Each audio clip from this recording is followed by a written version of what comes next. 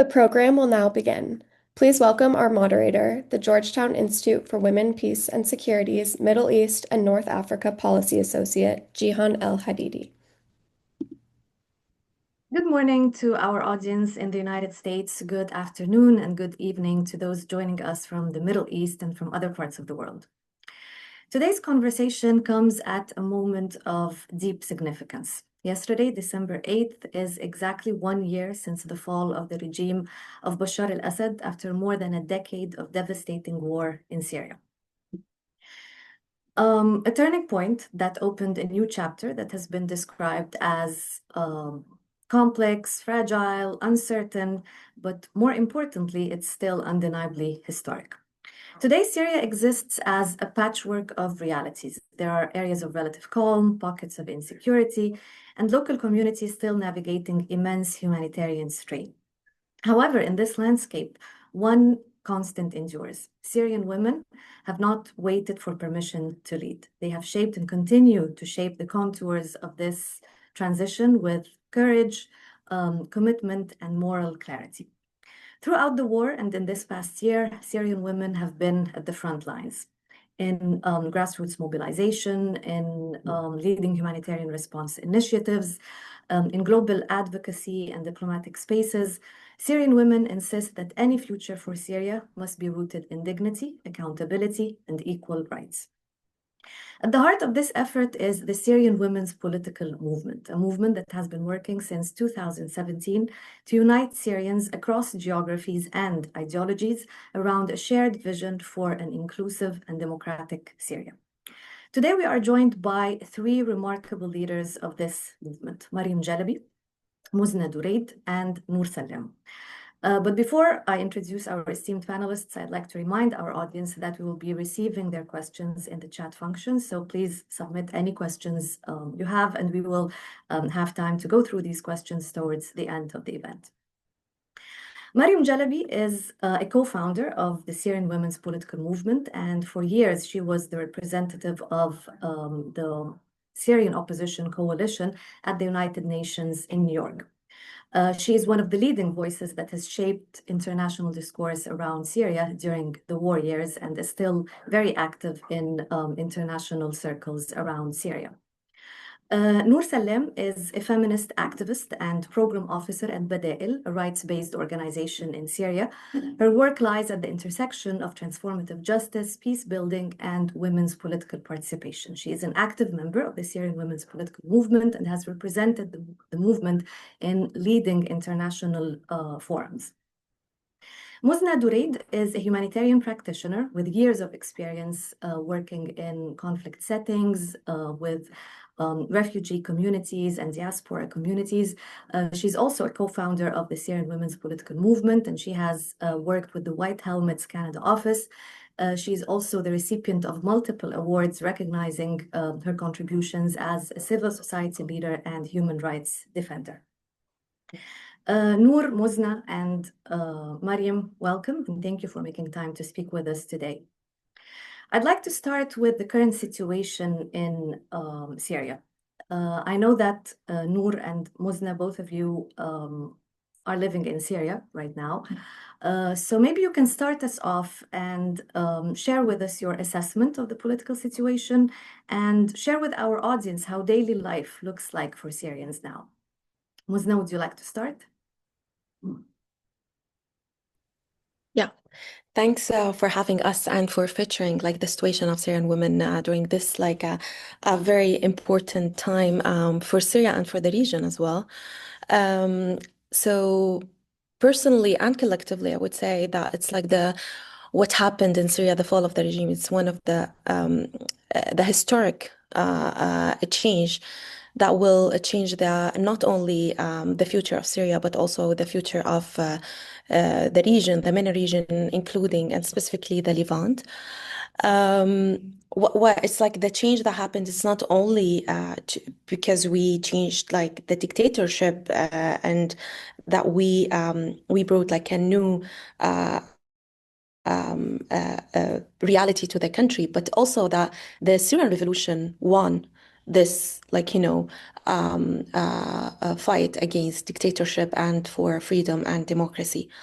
And this is like a very important for our region because like we've been disappointed for years of the collapse of international community in facing this dictatorship regimes in the dictators in the areas of the Arab countries and specifically in Syria because of the high human rights violation that have been committed by Assad regime and its allies, mainly like Iran and Russia. Personally, this means that I left Syria because of our participation, like as a family and personally as well. And it was like I've been working since I left Syria until after the killing of my uncle and the arrest of my brother to the neighboring countries and then to Canada as a refugee. And this kept me like even like in exile as an activist to work for Syria because we don't have a choice. Uh, Having access to Syria now, it means a lot. And like the fall of the regime, it's not the end goal of our movement. It's the beginning of building Syria for democracy and for justice.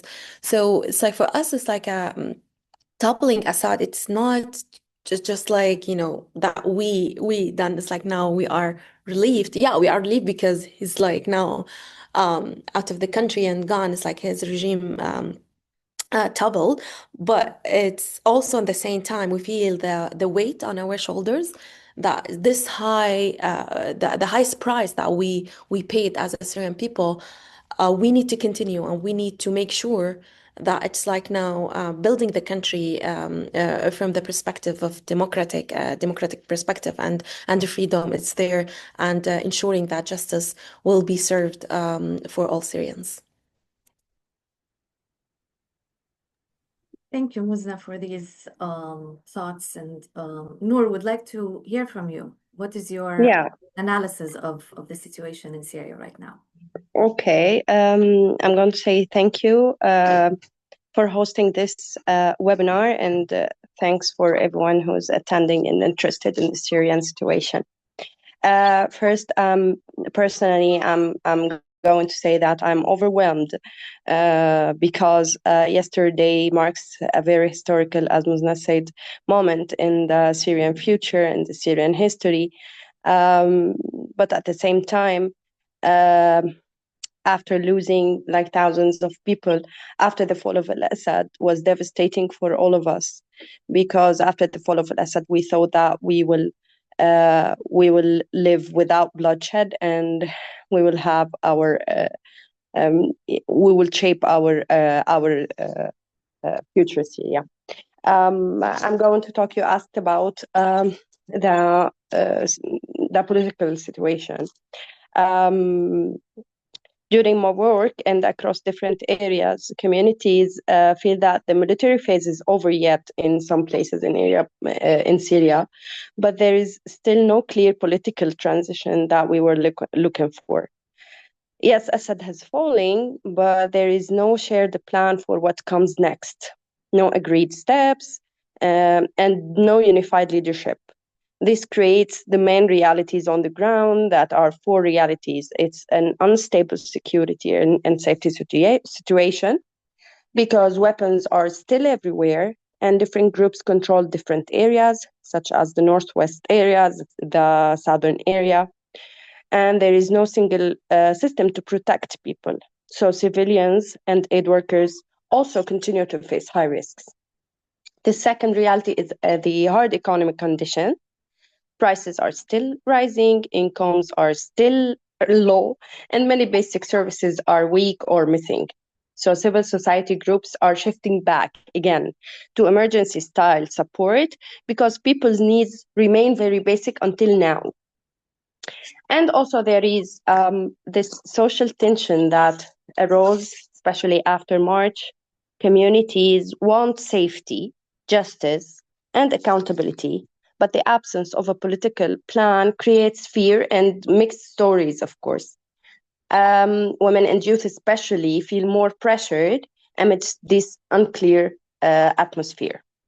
So yes, it's the civil society continue to be the main connector and the most trusted actor on the ground, and local groups keep supporting dialogue, calming tensions, and helping communities solve problems with the tools they have. But yeah, it needs a lot of time. We need to stop the conflict in different areas so we can start our new chapter. Mariam, I'd like to turn to you in light of what Muzna and Noor shared just now. Where do you see in this environment, where do you see entry points for the women, peace, and security agenda? Where can it be most helpful to Syrian women in Syrian society? Hi, Jihan. Hi, everyone. Thank you for having this panel. Very important on the 9th of December, one day after the Syrian anniversary, the Syrian revolution victory anniversary. I do want to go back a little bit before I go into women, peace, and security, into giving a little bit of a background of where Syria is now in terms of the population that was 23 million. Half of it are displaced. There are about 8 to 9 million refugees. There were about 6 million internally displaced people. The economy is at the brink of collapse. That was before the fall of the regime. Now it's still there. The electricity, just as an example, I think this is good for people to know, like electricity does not come a full day. It depends on where you are in the areas, but when we went back in January for the first time after the fall of the regime, after 14 years of being exiled, the electricity would come half an hour in the morning and half an hour in the evening. I went back 2 weeks ago, I was there, we had electricity 2 hours in the morning and 2 hours in the evening, and that was great. And it came also at night, I do have to say. There were 6 hours, because the 6 hour, but I didn't get the 2 hours, you know, and to plug in my phones in order to get, you know, some electricity into the chargers and power banks and all of that. People live under, 90% of the population lives under poverty line. There has been an increase in the past year, like threefold the salaries of people who were between $20 to $30. It's now $90 to $100. Still, I want to compare it to a shawarma sandwich on the street, or a falafel sandwich is about $1.50. So if you have a salary of $30 or even $100, when your shawarma sandwich is about $1.50, even sometimes $2, depending if you're getting the extra one. So you can make the comparison of, now you have to have rent, you have to have sitting in a service in a little car going, you know, from beginning of Damascus. And Damascus maybe is not exactly the same example as everywhere else, but it costs you about 50 cents to go from at the beginning of Damascus to go at the end of the Damascus. So think about, how are people surviving? So this is what's going to bring me back then to the reality of women and children and the elderly and people who need help, who need actual services in society. So when a woman needs to send her children to school, there are no schools. The schools, I didn't mention another statistic. Between 60 to 80% of the infrastructure of Syria is destroyed. This was destroyed by bombs, by shelling, by airplanes, by everything you can think of during the Assad reign in the last, 15 years. And there wasn't much buildup that was done before. The Assad reign in Syria was for 54 years. So now this year where we're living is that trying to survive a reality that has been being built for the last 54 years and completely destroyed anything that has to do with human rights, women's rights, anybody's rights in the last 14 years. What Syrians lived in the last 14 years is pure killing, pure devastation, pure persecution, and at any level, and you've seen some of the videos and some of the reports that came out of Syria, it makes you realize the reality that we are living now is a result of what has been happening in the last 14 years and the 50 years past. So a woman going to send to her children to school is afraid and scared and doesn't know what to send them. There aren't enough schools. There isn't food. Like, did she send him to the kid to work, or does she send him to go to work with his father? Does she keep the girl to work with her in the house and like try to make ends meet, or does she send her to school? There are so many little realities on the ground where people are not thinking, at a level of what is next even. So there is this sense of desperation. There is a sense of loss that people have. And on top of that, of course, the new authority, the new government in Syria comes from an armed group background, meaning this is the history they're coming with. So when they came in and took over the government, it was very bloodless. It was surprisingly, and we were very happy that it was mostly bloodless. I don't know, maybe 7 killed on the way or something like that. And then massacres take place within the last 2 years. There are 2 massacres that took place that killed over thousands of people from the Alawite community and from the Druze community, and a lot of other casualties that got involved in all of these, senseless attacks, senseless violence. So you got all of this now happening in Syria, on top of sanctions and a state that needs to prove itself that it's not terrorist. Security Council Resolution 2799 stated that Sharia, the president himself, and the Minister of Interior are no longer designated terrorists, and no longer, Syria is a designated terrorist state. So there is this sense of relief in some ways, but there is so much more to be done to get Syria back on its feet. I talked about a lot of stuff, but I wanted to give that general idea about some of what's happening. No, thank you. Thank you for making all these points. It's heartbreaking to hear the realities on the ground in Syria. But and we'll talk in more detail about the different elements of the political landscape and the transitional phase. But I want to give our audience a bit of background about your movement, because I'm sure some of them are familiar with it, but it's also new to some of those listening to us now. And Mariam and Muzna, you both were part of the founding circle of the Syrian women's political movement, and you helped shape its global advocacy footprint. So tell us more about your founding story, how you came together, and how you managed to work across divide at an extremely dark chapter in Syria's history. Maybe I'll go on this one. The Syrian women political movement came into existence in 2017. And that was after a lot of trials of us women working together within all of the different political groups that existed then. And in the reality of 2017, it was still the idea that maybe this Assad regime could be removed, maybe the international community can come together through a peace process that was taking place in Geneva at the time under the UN auspices to remove this regime or to create some kind of a transitional body. And there was the Geneva communique that was agreed to then, that all parties come together and let's agreed on all of the different points, like, nothing could be agreed on. So it gave this big legitimacy to the opposition and people who wanted democracy in Syria. Even though the regime was not interested at all in any of these negotiations, the Syrian women wanted to be part of this. And at the time, the first Geneva meeting in 2014 had 2 women that were invited 2 days before the negotiations.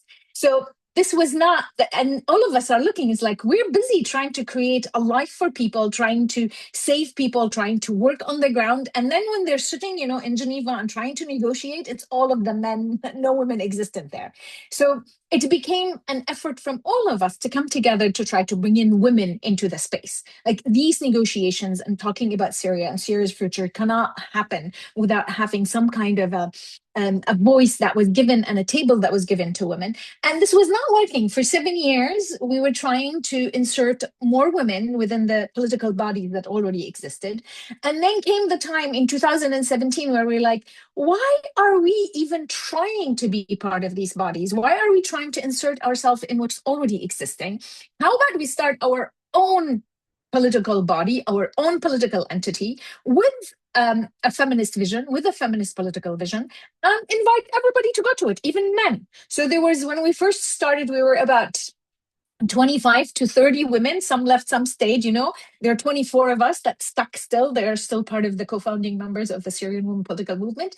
And it grew from there. Now we're over 220. Some people come, some people go. But there is this collective that has come together that is based on the idea that the whole of us is so much more powerful and so much more impactful in creating change than the sum of our part. Then if only one of us does what she does very well. But if I have Musna next to me, if I have Noor next to me, if I have Dima next to me, what Maryam can do is so much stronger and so much better and so much more forceful in creating this change. We were able, actually, after the Syrian Women Political Movement establishment, we sent a lot of letters, about 50 letters to everybody, international community, and also to our counterparts within all of these different political bodies, telling them, the importance of including women. And then the first conference that took place after that for the recomposition of the Syrian opposition, it doubled the amount of women that were at that conference. It went from 5 to 6% to 15%, and that became a precedent. So then all of the negotiations, all of the committees that were formed became like not less than 15% in any of the bodies. So that was the beginning. And maybe I'll leave to Muzna also to add something if she wants to add as a co-founder.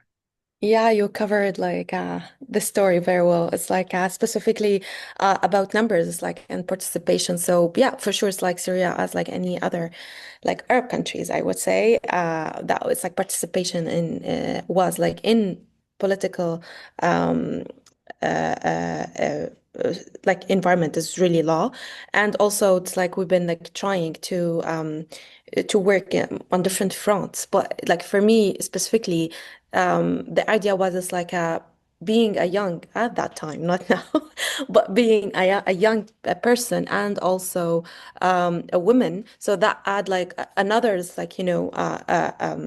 barrier on my work in politics. So the idea was it's joining also the movement and being part of the movement. It's also to help young voices to be part of the work, as well also to there's also a question what Syrian women want. And you see it's even not only internally in Syria and in our political bodies and so on, but also externally with the international community. You see it's panels without none women as a panelist or speaker, or meetings without women. So the question that was is how we can bring the voices of women to international community, in the same time also to enable those women who want to exercise their political work. And what the Syrian Women's Political Movement is doing, it's working on two levels, which is focusing on track two as well at that time. The first is to have consultations, local consultations with the different Syrian women from different backgrounds. It's all all parts of Syria. It's that it's in the past we had three parts. Still we have three parts, but now it's different power dynamics. But in the past we have we had the Syrian regime controlled areas. We have Kurdish controlled areas, and the opposition controlled areas. That it's also had different also parts of the oppositions. So what we did, we held different consultations with local women to know what's their perspectives on pressing issues reconstruction, the return of refugees, the socioeconomic. So how we can bring their voices to the table. But in the same time that we needed not only to bring these authentic and voices from the ground, but also to support those women who are working in politics and to push for feminist perspective. So what we did is also we supported the example that Maryam mentioned. We sent the list of women who want to participate to different actors, international actors, Syrian actors, and we had a lot of different negotiations, like a track two, as well as like Astana, that was like for armed groups, and we had like Geneva and other like in parallel, Riyadh 1 and Riyadh 2 from Gulf countries. So all these like events that happened, we tried and we pushed for women's participation. So to bring those like voices, it was like essential, and also to prepare policy papers from feminist perspectives, so to know it's like what Syrian women want, what their perspectives on these pressing issues, and what their needs as well, from women's views, because like usually we build this policies from men's perspective without taking into considerations the Syrian status law, the local law, and also the situation of women in exile. So this is the idea was like about the movement, and now the new with the fall after the fall of the regime, we are trying also to see it's like how we can intervene, what's like the priorities, how we can also be part of to bridge, and like also to be like in this puzzle in a way, to bring also feminist voices, and to change also for more feminist future for Syrian women. Thank you, Mariam and Muzna, for this background. And with that in mind, what does this moment represent for Syrian women particularly? I mean, it's definitely a moment of relief and liberation for all Syrians. But throughout this past year, have there been any improvements for women? I mean, Mariam, you explained how difficult still life is, but where do you see hope in the middle of all this? And where do you see the biggest gaps for Syrian women? I think, like Musna at the beginning said something when we were talking about now we can work. Now there is space for us. Now we can go home. I've been back already 5 times, and I am planning. Musna already moved back from Canada. I am going to move back with my children to teach them Arabic and be in Syria next year, inshallah. There is this huge opening. I mean, there is a silver lining to a completely destroyed country where there's no constitution. Everything is being built from scratch. There was the parliamentary elections that have happened. There is a whole new buildup of institutions. Syria was not part of any international institutions before the fall of the regime.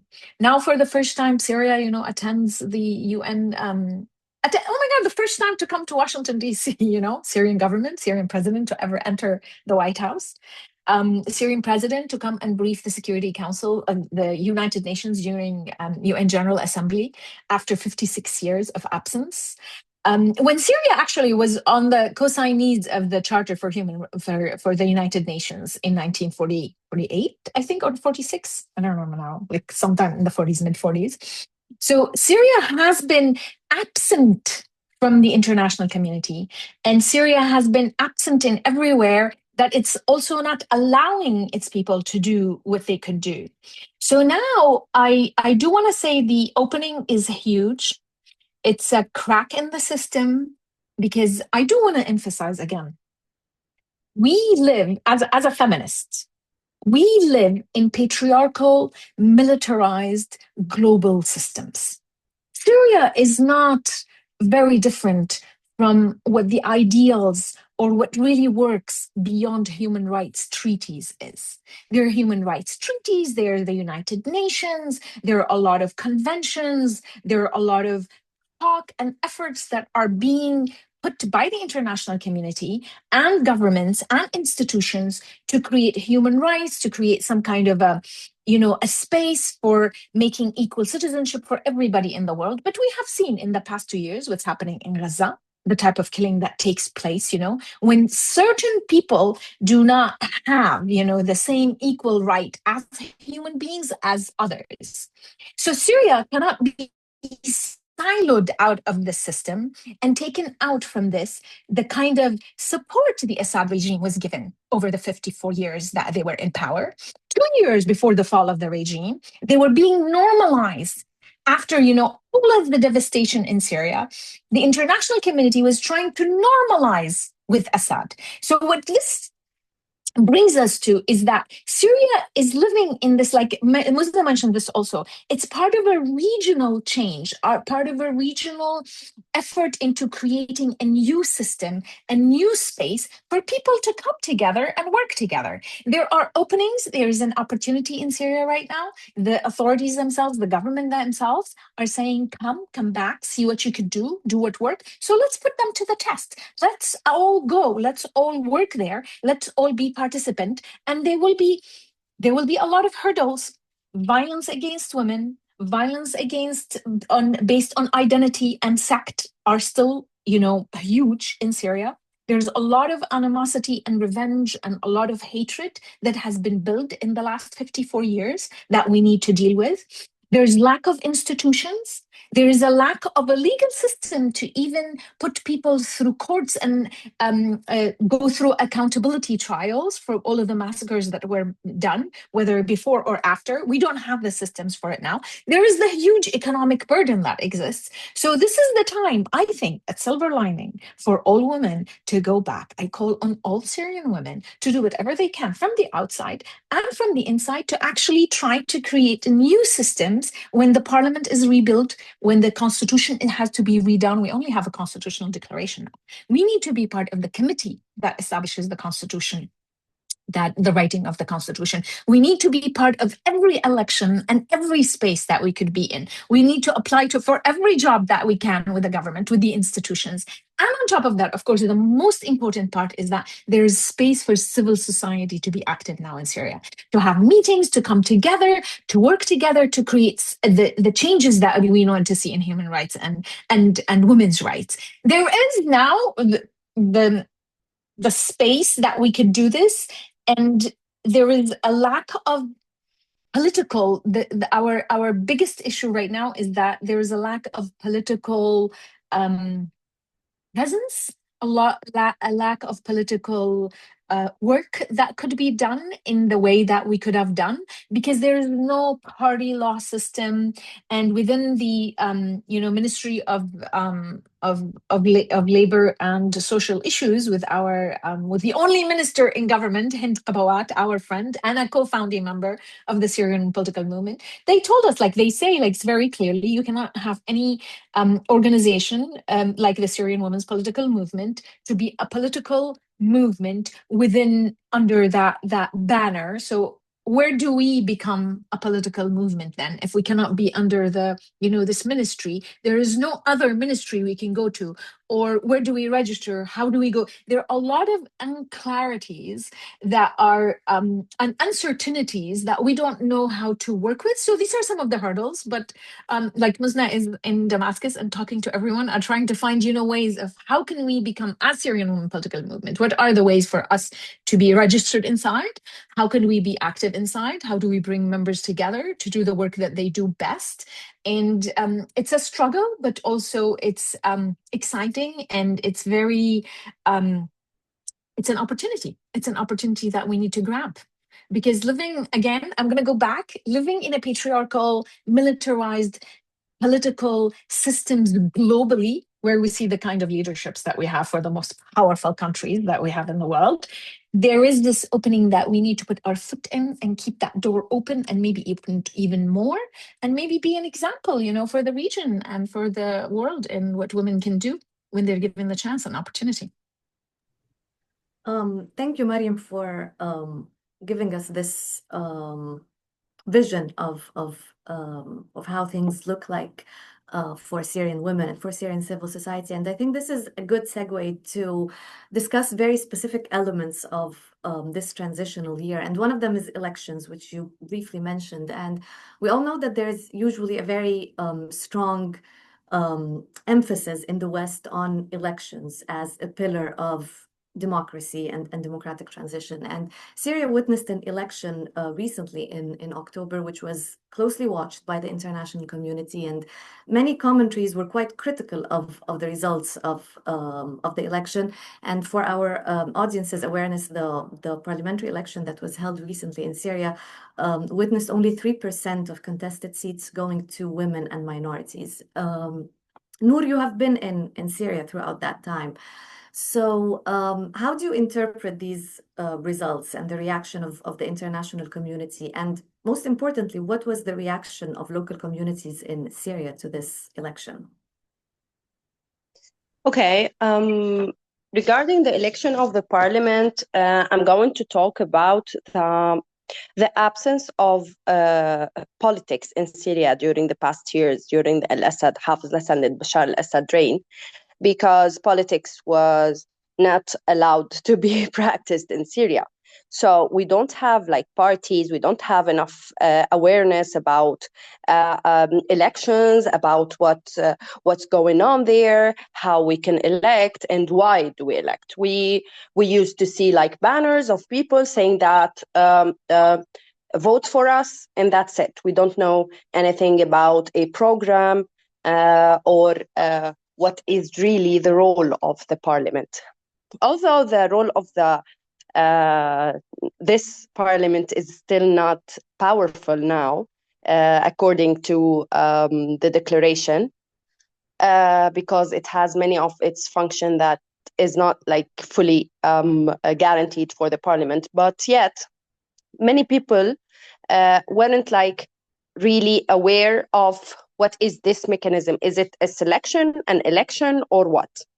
But the thing is that when we see how many women in, I'm going to say two examples of the biggest cities, which are Aleppo and Damascus. We had a feminist movement in Aleppo, in northern Syria, for example. Women gathered and held discussions, and they talked about the system of this election. But still, at the end, we see like 3% of women only. But now, what we are waiting for is that when the parliament is going to be on action, when they are going to start. And also, we are still waiting for the third party that will be nominated by the president of the transitional period. So, yes, that process wasn't really clear for many of us. But after what happened, many people realized the importance of forming and reorganizing politically.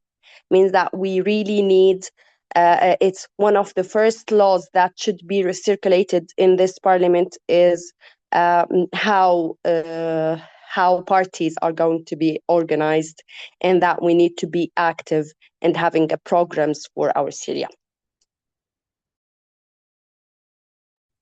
Musnad, do you have thoughts regarding the election that you'd like to share?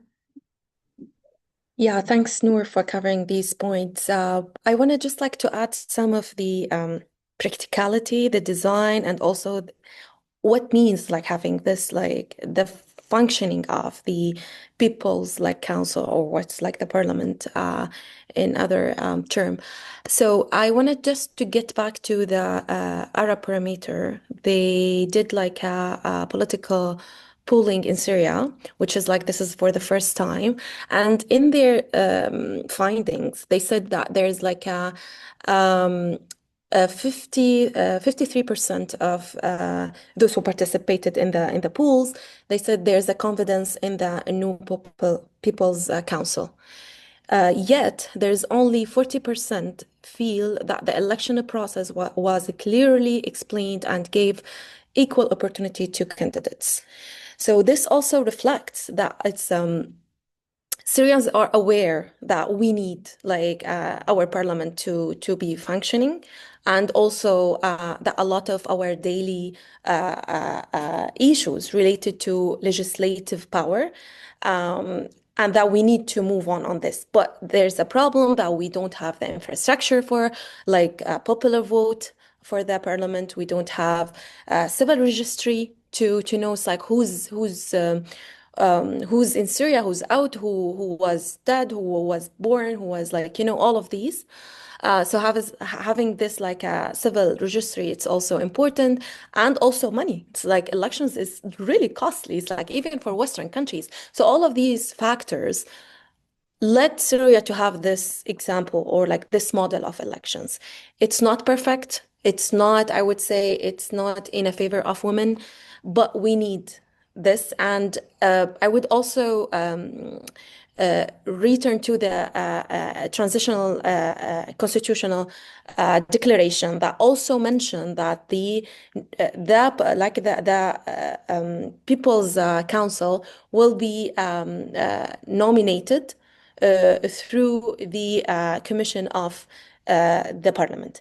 So it was also mentioned that it will be like nomination, not vote. And to be honest, we had no like a popular vote, so we can't consider it as like elections. But in the same time, we understand the circumstances that we have in Syria that led to that.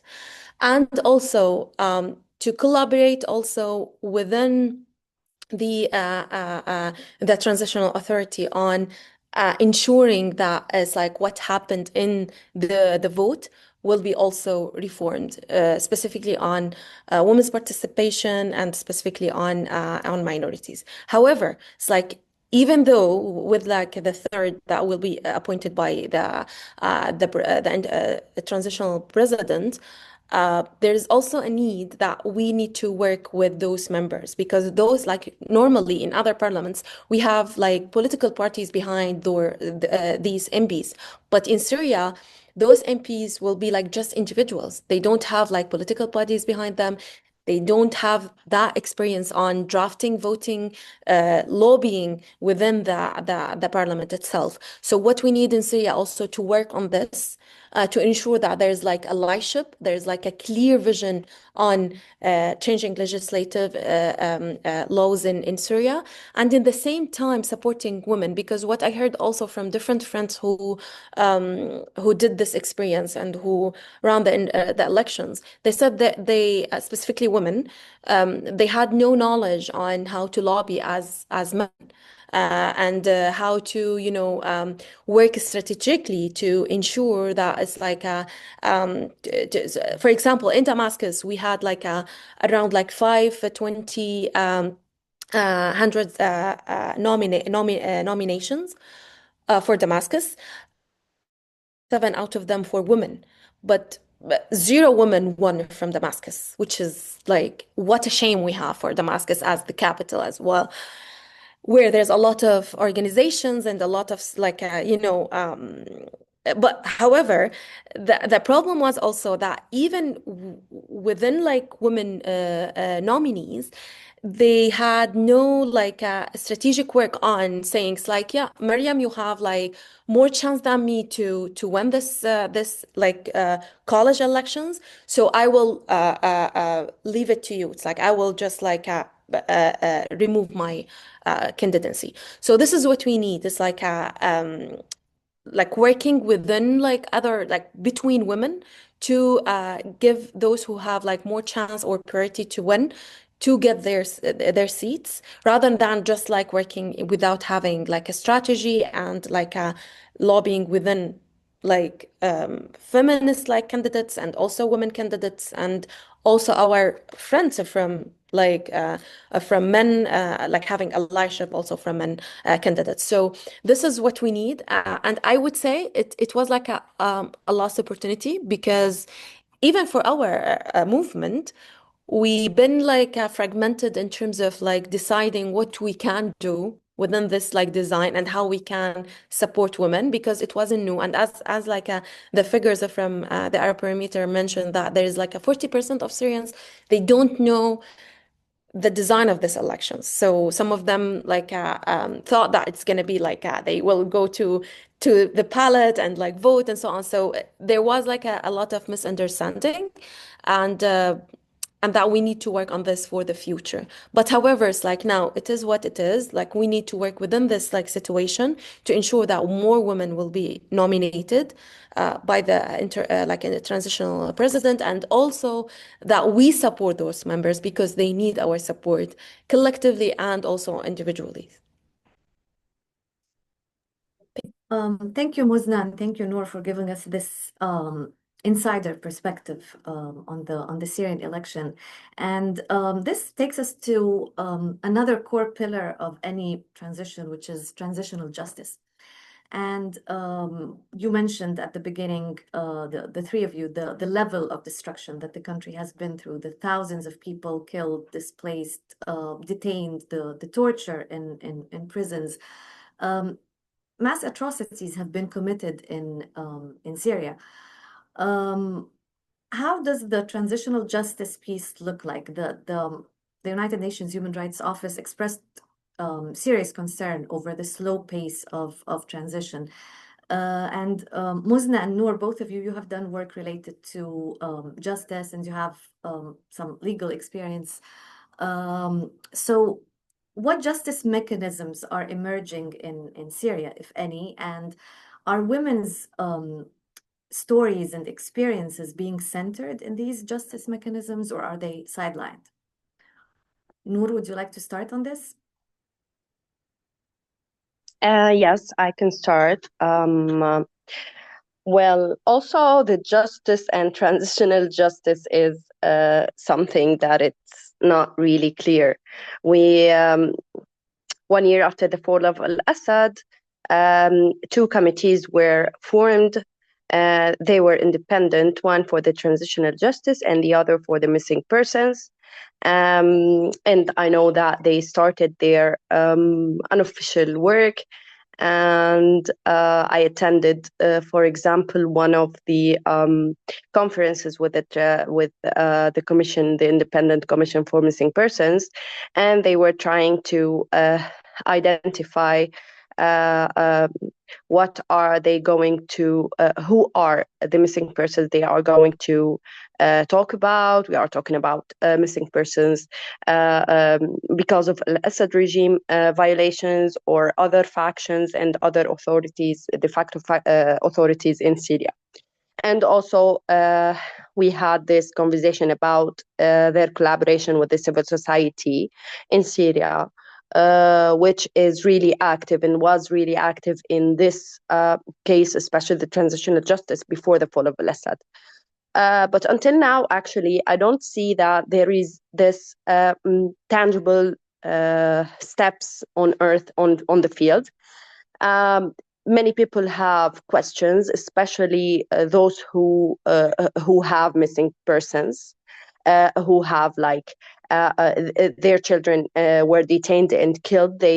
We still have like big questions, especially with trials of the people who we know for sure that they committed these crimes, but some of them they are living with us, among us, and we don't know what are the situation of those people here. So this hardship and this I don't know, the late action of the process is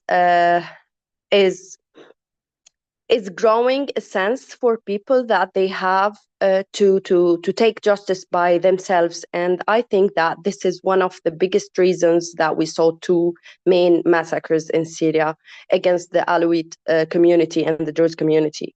Because if we saw that the transitional justice process is going to be functioning, and people would feel that they have this justice, and to put people accountable for their crimes, they wouldn't have this feeling that they want to revenge for themselves. Yeah, this is what I have. I will let Muzna continue. I wish like we have like our also co-founder member Jumana Saif with us to answer this question, because like she is part of the National Commission on Transitional Justice. But I would say it's like if we wanted to talk about transitional justice in Syria, we have two parts, like the Assad era and post-Assad era. And like the problem, the problem that we have in terms of mechanisms in Syria, that like the work in the past was in the exile. So you have all mechanisms, documentations, and everything that have been done outside of Syria. So moving evidence, handing over these evidence to the government, and having the trust in the government to, to work on transitional justice seriously, and putting transitional justice as a priority. It's a one factor.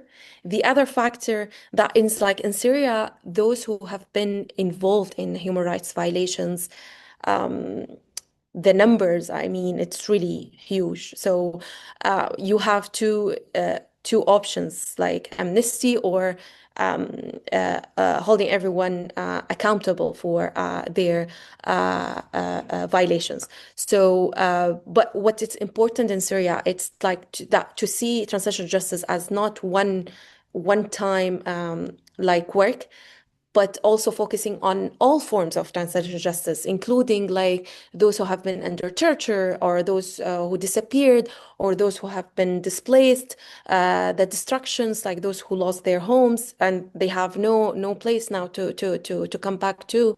So all these forms, including also recompensation. I know that there's a lot of initiatives now in Syria from different actors to create like a victims fund to support those like survivors from different backgrounds, not only disappearance, but also forced disappearance, but also torture and also displacement. In the same time, we have the transitional justice that it's happening now, like after Assad, post-Assad era, which is like those human rights violations and the sectarian killings that happened, like for Druze and also for Alawites. So for the first time, and not only in Syria, but also in the region, we are seeing that the UN is like having investigations on the ground in both regions. Also, the government created like two committees to investigate these crimes. However, these steps are very important, and we need to seize the momentum on that. It's like those who are committing like human rights violations should be held accountable from whatever like background they are coming from, and also that we have a good example that Mariam mentioned as well, that during the fall of the regime, in these like 11 days, we had no blood. So referring to that example, it's very important to remind like people that it's like we need to keep this like as an example for Syria. However, there's like a still revenge. There's like, I would say, if you see it's like other like contexts, other countries, there's always like this kind of unfortunately, this kind of revenge that is happening, and we need to be like really serious on dealing with it, not because it's just like for to build the future, but also to strengthening the rule of law, the institutions that is really also suffering from the Assad era. There's no capacity. There is no like even like paying salaries, sending money to Syria, having access to those like giving training to those who are working on these issues. So it's also challenging, I would say. But it's like returning also to the finding of the Arab Parameter.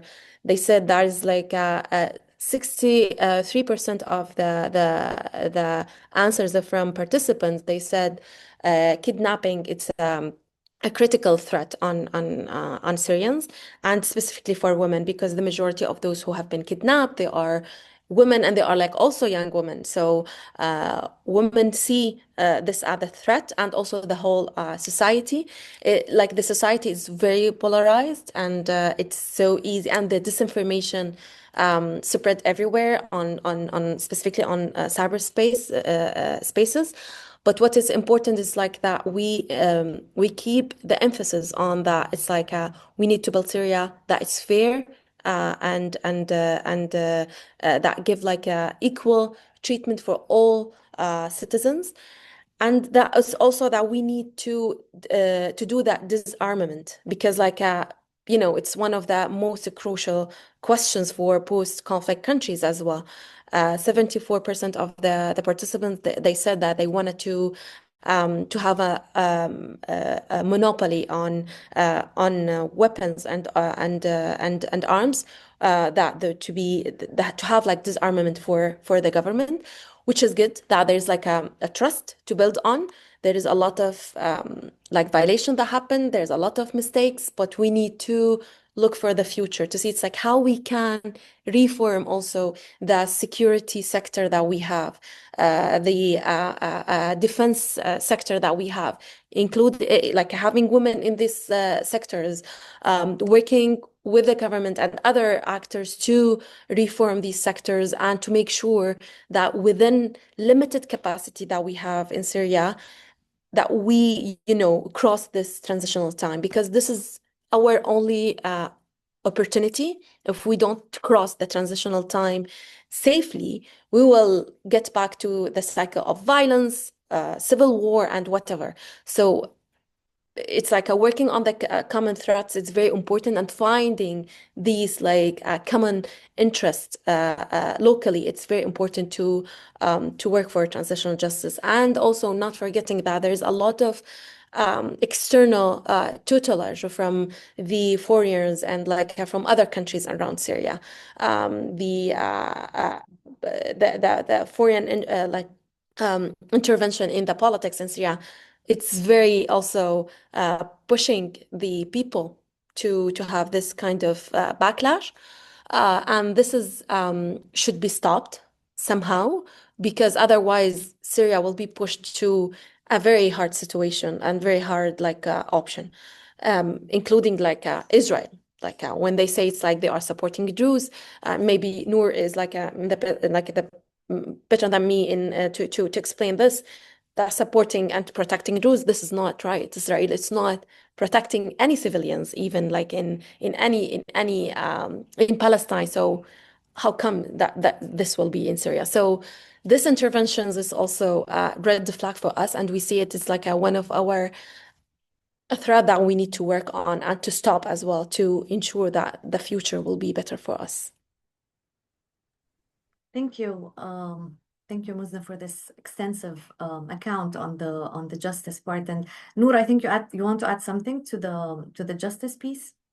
Yes, just a quick something that to note or to point out the complexity of the context of the transitional justice. For example, I personally know a friend. Her father was killed by the regime forces. Her first brother was killed by ISIS, and her second brother was killed by the National Army, the Turkish-backed National Army in northern Syria. So she's now in a place where she wants to know, is this transitional justice process going to cover all these crimes or just the crimes that like killed my father? Or where is the right of my two brothers? So this is really complex, and we do really want to have this process ongoing.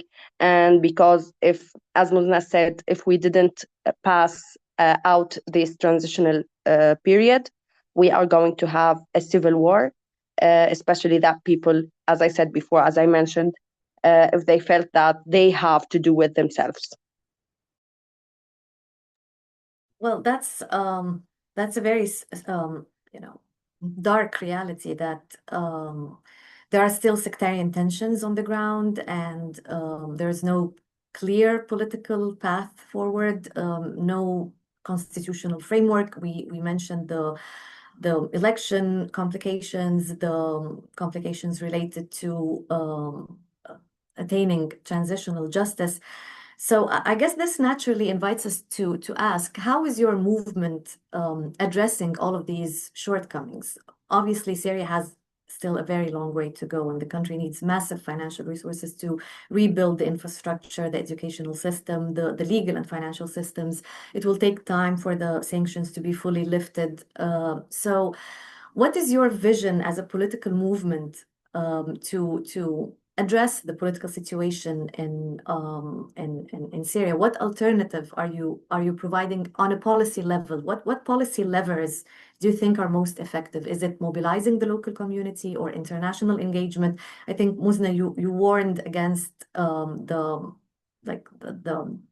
influence of foreign actors who could have like an extremely negative impact on Syria. So what are the policy levers that are most effective? What avenues do you think are the most useful for Syria to get to a place of stability and normal living resumed for Syrians? Mariam, would you like to react to that? Yes, I mean, that's a very big question. Thank you for giving me a very easy question. There are three layers, I think, to what could be done and where the Syrian women's political movement can have any kind of influence or impact. And that is at the local level, at the mass, like the population, people, citizens, men and women level who are experiencing and living the daily realities of existence, whether in just survival or at a level of self-actualizing and becoming part of the policy or policy makers or creators or designers of policy. And then we have the government level, where at the government we have a lot of civil society actors from before who've become part of the government and who we have contact with and we keep communicating with and talking with. And then we go to the third level, which is outside of Syria, which is beyond what could be done inside Syria. So, which is the international community, working with the UN, working with the international institutions to see how we could work together. So at the local level, we have, like Muzna mentioned this, we have something called the National Consultations Program. And the National Consultations Program works with women with focus groups. We work with about like 350 to 500 women yearly to produce policy papers on issues that are most important to Syrians. Most recently, there has been work that was done on the al-Hawiyya al-Wataniyya, the national identity of Syria. Because if you know a little bit about the history of the region, this was a creation of mandates and colonial powers that existed in the region and created, Lebanon as this border, Syria is this border, and Jordan is this border. So, and then without having Syria, after the French mandate left, after the French colonial rule left, what was left for the people to create and build as an institution or as a political space was very short before the Assad regime came. We gained our independence in 1946, and the Assad regime came into power in 1969, 68, and was the de facto or the president by 1970. So since then, there has not been any kind of a political buildup or a national identity that's being built up. So this is one of the very important questions that it's not also for only a few people to answer. So what Syrian Women Political Movement does is that it goes to all of these different communities and all of these different spaces in Syria, and some of them even outside Syria, to ask them this question: what forms a national identity for Syria? What is it? What makes Syrian Syrian? So these are very important questions that we feel, because some people now feel like we can see, like I've seen now in the north a little bit, like somebody, Lacey, I think, put a question. I'm looking at some of the questions. It's about like what's happening in the north, with the Kurdish community, where they're feeling they're not part of this, plot. And then now with the Druze community being attacked on sectarian basis and being seen as traitors, feeling that, oh, do we need to establish our own government and our own space, have our own sovereignty? These are questions that keep coming up. So this is something very important that needs to be addressed, and it needs dialogue. It needs talking among Syrians themselves to come to a solution to where this needs to be heading. And it is very important that we listen to women, and usually women are not listened to. And this is where the the added value from the Syrian women's political movement comes in is that it brings the voices of women. And we make sure that in all of these focus groups, in all of these meetings with the hundreds of women addressing these questions, is that there are no men in the room. Because you need to give space to every woman in every corner to be able to speak and not have somebody talk at her and stop her. And we know this happens all the time in all communities, not just in Syria. When you have men in the room, the women can't speak. So this is an effort from us to get exactly what women want. This is one level. The second level, where we're working on also before we come to the government and taking these, policy papers that produced from these meetings or from these focus groups and consultations are taken, there is a second layer that we have started a program that's called the Syrian Feminist Track, where we invite all of the political parties, all of the political entities and bodies that exist in Syria and work with the Syrian space, whether in the diaspora or inside Syria, to come together to a table. We call it, the feminist table, the feminist political table. Everybody come to it and let's discuss these issues. Where do we stand on transitional justice? Where do we stand on the national identity? Where do we stand on reconstruction? Where do we stand on sources of legislature, whether in law or in the constitution? What do we want? How do we want the constitution? So all of these are position papers or policy papers that were produced with the consultation of women. And now we bring it to the level of all of these different bodies, not an individual basis, but all of these political bodies who have their papers, their policies, and their vision and their stand on where we need to be as Syrian people going forward. So we discuss with them. This is again a dialogue. This is again a discussion with Syrian people. So now we take all of these policy papers, all of these positions, all of these ideas that we have come together in a very concrete manner, and we go to the government with it. We have been sending, we've sent all policy papers to, few people who are in the government. They know who we are. We're very completely open and honest about, transparent about all of our work. Nothing is hidden. Even during the Bashar al-Assad, times, everything was on our, we were protecting individuals, but our ideas and who we were on our websites, in our social media handles, everything is completely and clear out there.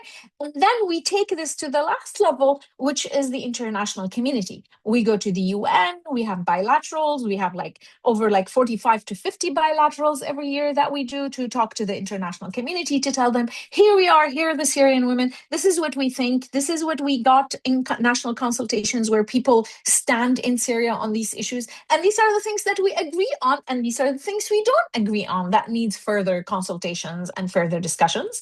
And so we do a couple of events every year, maybe 3 sometimes, depending on, time and space and funding. So we come to, we do always an event during the CSW, Commission on Status of Women and Women, Peace and Security, in October. And we had we had our first event after the fall of the regime, where Muzna was a speaker in March during CSW to talk about transition and what is needed for transition and the inclusion of women and including everyone in Syria. And then we had another event in October during Women, Peace and Security to talk about what happened in Syria in the past, 8-9 months prior, to talk about the kind of violations that took place. What are the things that worked? What are the things fearing? What are the people fearing? Depending on the consultations also that we have done on the ground. And one maybe point that I need to put out is that the women on the ground in our last reporting on what are some of the confidence building measures that are needed to push Syria forward. This is one of the policy papers that were worked on, and everybody talked about security, security, security. You need security to go to school, you need security to go to get to your hospital, to your clinic, you need security to go visit your parents, you need security to go to work, you need security to move, you need security to study, you need security. And this is one of the contentious issues. This is one of the very difficult issues that we need to address today in Syria. So this is one of the things that, shows where do we work as Syrian women? How can we create the change? These are the levers that we use. And we're also a lot of the other things, my Noor and Muzna said about what are the other spaces that we're working in to make sure that women's voices are heard and that we are part of rebuilding this country. We're not sidelined, we're not marginalized, that we are there at the forefront saying what we want. Thank you, Mariam, for outlining the connection between all these layers.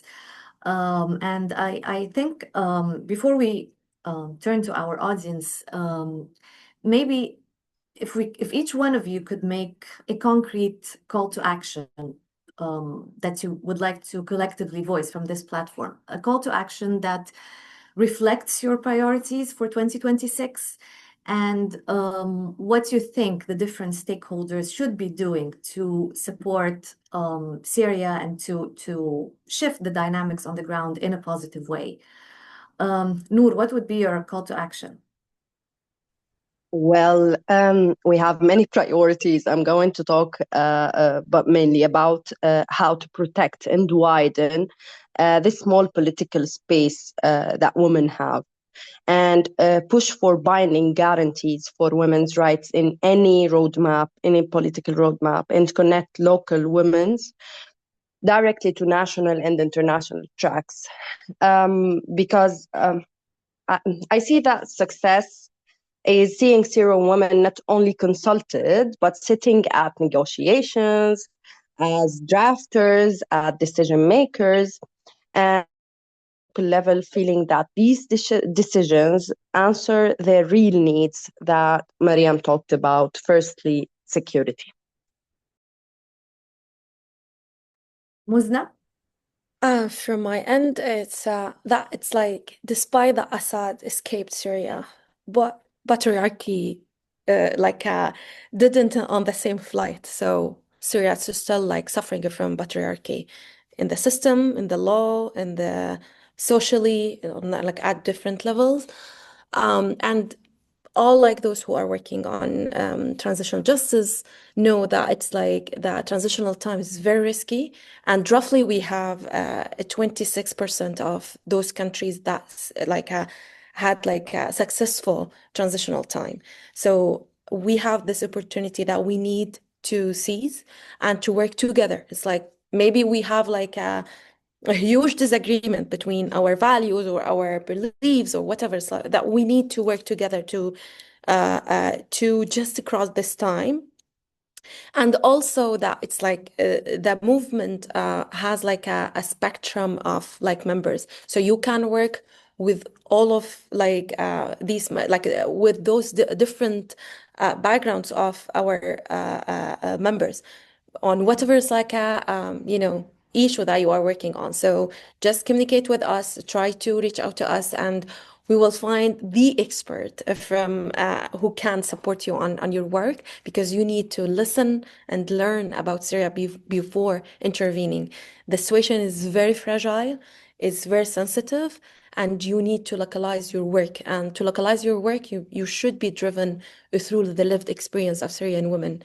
And we are here to support you, to support the transitional government, to support the international community, to make sure that feminist values and the women's needs are on the top of our agenda at different levels.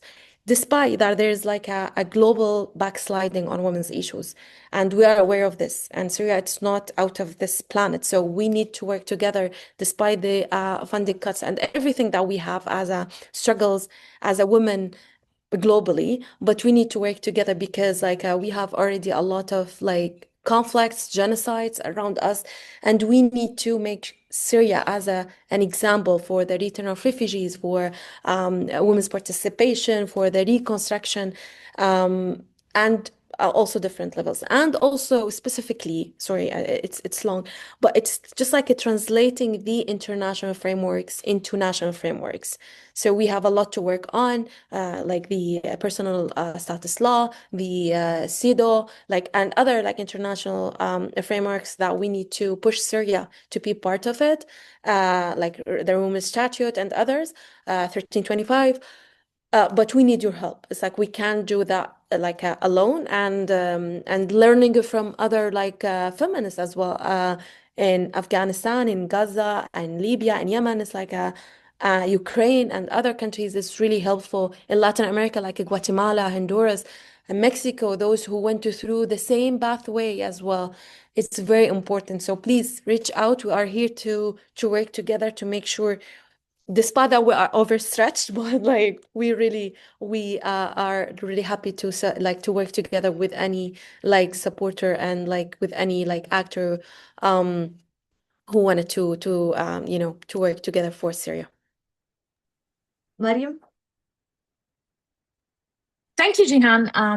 Noura and Musna covered all of the different elements that makes it so much better for women, to be part of building society and maybe rebuilding Syria. But I want to emphasize on something that we all suffer from is lack of funding.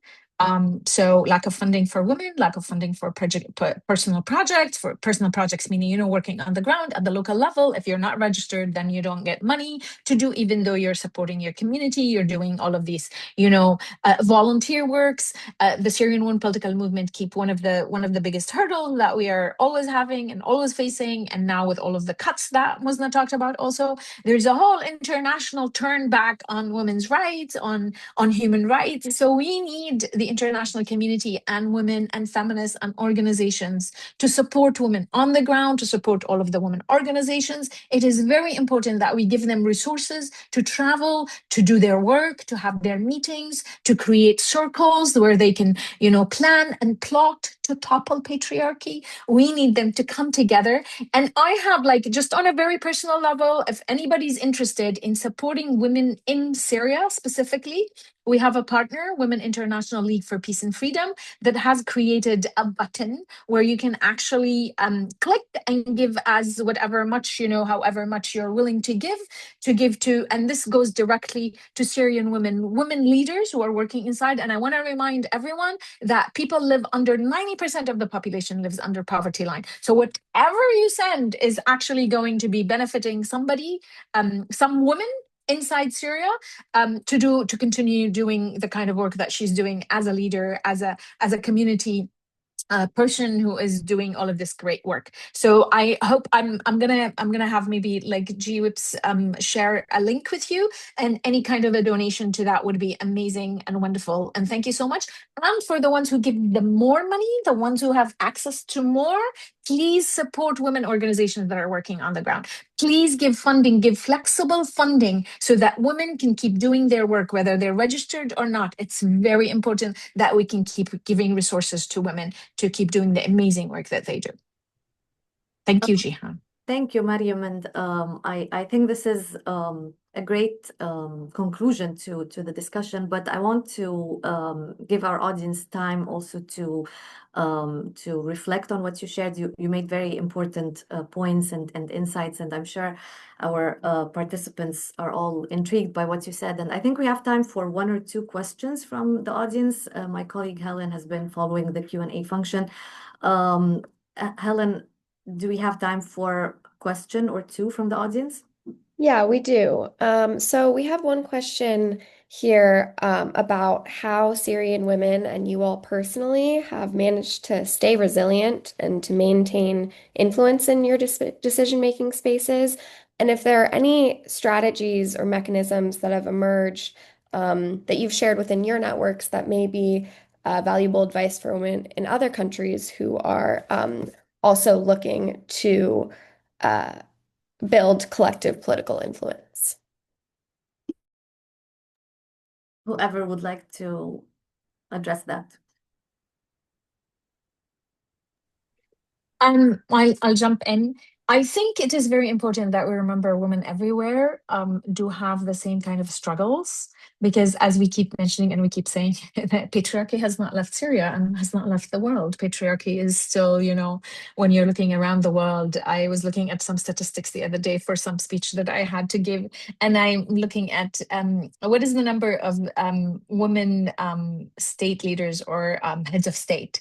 Out of 193 countries, there are about 14 women who are governments that have 50% in the legislature, about 3 people who have people in parliament and in equal parliament, also something like 3, 4.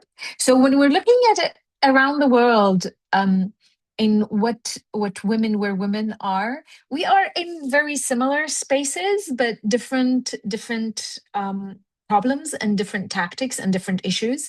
So one of the things we have done in the Syrian political movement is that we made alliances, and actually we have been working with women from Tunisia. We've been working with women from Palestine. We've been working with women from Libya, from Afghanistan, from Iran. The events that we have been having before the fall of the regime, the last two events, it was like very Syria focused. But before that, the couple of years before that, we actually had our events co-sponsored by women from Yemen and from Iran and from Palestine, to come together to talk about what are the best ways for us to come together. And like I said at the beginning, I do want to go back and to the idea that the whole of us is so much stronger than the sum of our parts as Syrian women when we came together. And I think women in the region can do the same thing.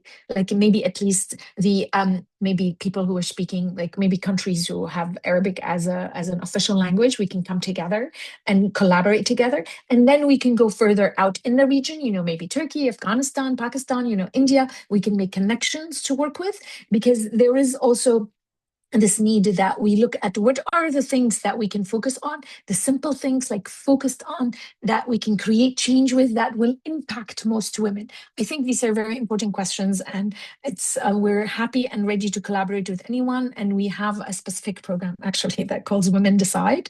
And the whole purpose of the program of Women's Decide is to communicate and connect with other women in the region and other parts of the world for shared lessons and cooperative measures and programs that we can work together.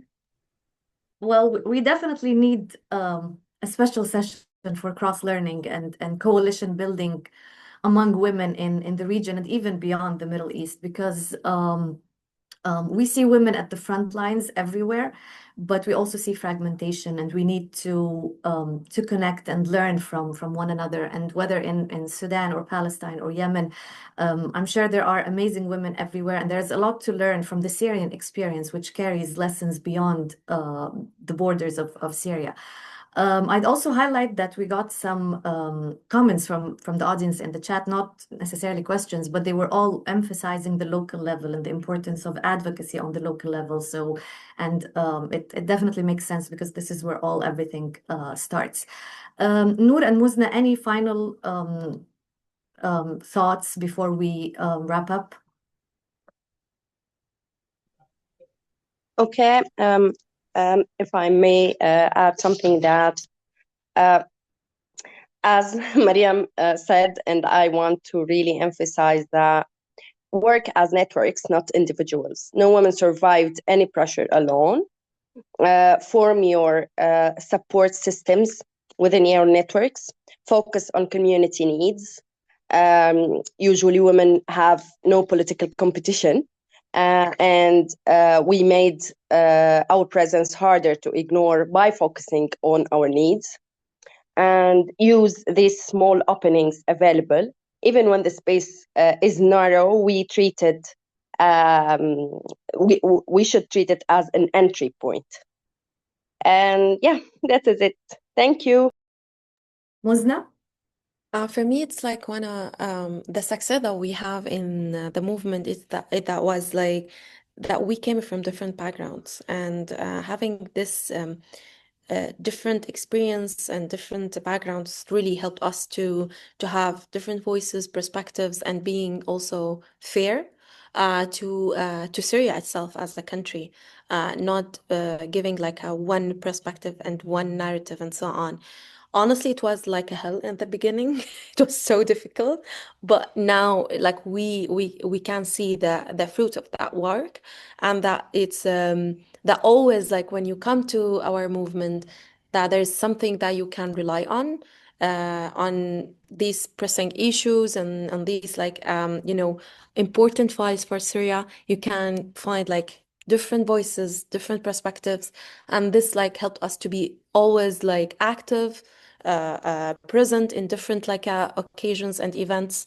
And I would say also like building the movement itself. It's like when you have just like one voice and one like perspective, you build maybe like a one body or one like a political body or one like a institution. But what we are doing is like really strengthening the feminist movement in Syria. Despite that, the struggles, the disagreements, the fragmented like opinions, but this is what really made the movement different and helped us to continue despite all of the odds that we have in the past and also currently within the transitional time.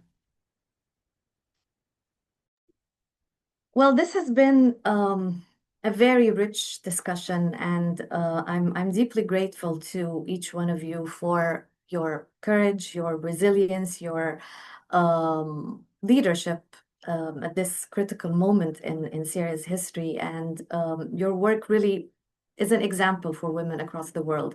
I had the privilege to witness your work this past year, and I'm always inspired by your spirit and resolve. And I attest that the inner workings of the movement are very democratic. Whenever an idea is floated to you, you always go back to your colleagues and consult with them. So you practice what you preach, which makes you even more credible. So I'm deeply grateful for your time and for the valuable perspectives that you shared. You made very important calls to action and recommendations. We will continue to follow on them, and we will continue to support your work, which is extremely crucial for Syria's future. And inshallah, very soon we see a more prosperous and stable Syria, and we see it rise again as a vibrant society and as a cultural and intellectual center, as it has always been throughout Arab history. So I thank our esteemed panelists again for everything they said, and I thank also our audience for the engagement and solidarity. And I thank my colleagues at the Institute for their support to this event and for the different activities of the Middle East Initiative at the Georgetown Institute for Women, Peace and Security. We wish everyone happy holidays and hopefully a more peaceful world in 2026. Thank you. Thank you. Thank you so Thank you, much. Thanks, Jihan. Jihan. Thank you, everyone. Thank you. Thanks for the audience as well.